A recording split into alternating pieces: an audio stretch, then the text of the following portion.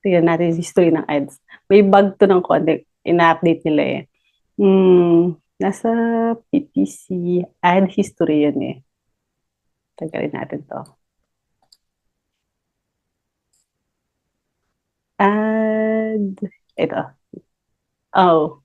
Tingnan natin kung ma-open siya. Ito. So, ito yung mga katulad din siya ng katulad lang din siya nung ang tawag dito, nang papakita sa ni Google. Pero meron siyang ibang data. Katulad nung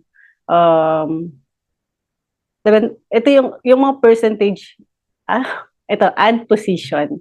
Alam ko na ang average position ng ads na to pag lumilitaw parating 2 out of 3. So naturo ko to dati, di ba, yung ad rank. Yes. So ngayon, alam mo na anong gagawin ko? Kung parating 2 out of 5 siya, parating siya number 2. So, ibig sabihin, medyo maganda yung ads niya. Di ba? So, pwede ko na lang itong i-reverse engineer kung ito yung ads niya. Tsaka yung keywords. Yan.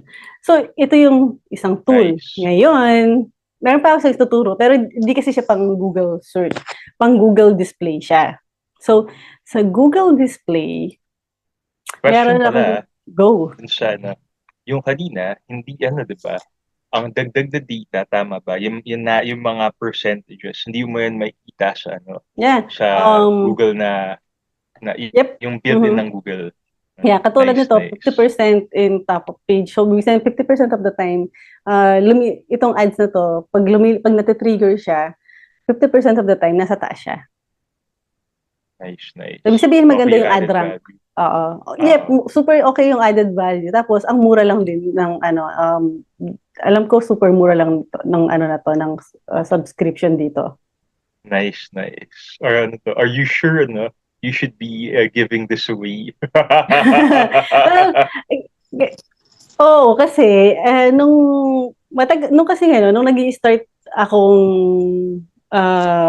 mag-Google Ads, ito yung mga pratikong problema, yung tatanungin ni client magkano yung budget. Hindi ko masagot magkano yung budget. Nanghuhula lang ako.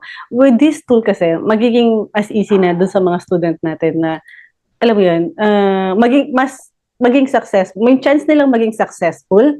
Aralin lang nila yung how to set up an ads, how to read the data, alam mo yun, tsaka paano magsulat ng magandang ad copy. Tinuro na ni Amira yun. Tapos, i-reverse engineer mo lang yung mga ad copy nito. And sundan lang yung formula natin. And yung audit ng competitor, ginawa na ni Spyfoo for you.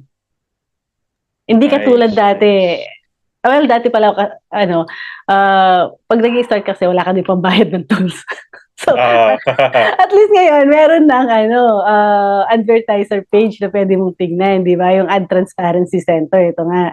At least ngayon, medyo makikita mo na. Alam mo na, meron siyang video ads. Mga ganon.